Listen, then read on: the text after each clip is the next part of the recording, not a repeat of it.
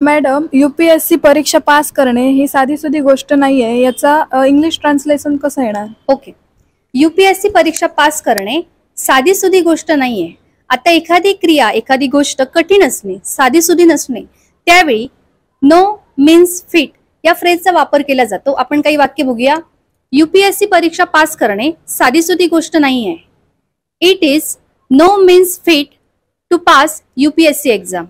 Next, 1 million followers मिळवणे साधीसुधी गोष्ट नाहीये.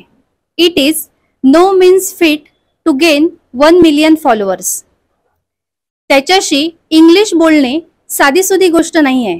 It is no means fit to speak English with him.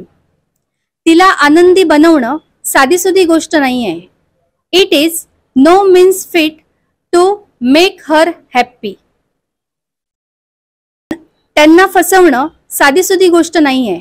It is no means fit to cheat them. आता एक वाक्य तुमच्यासाठी. देवाला प्रसन्न करणं साधीसुधी गोष्ट नाहीये. याचं उत्तर तुम्ही नक्कीच कॉमेंट करून सांगाल.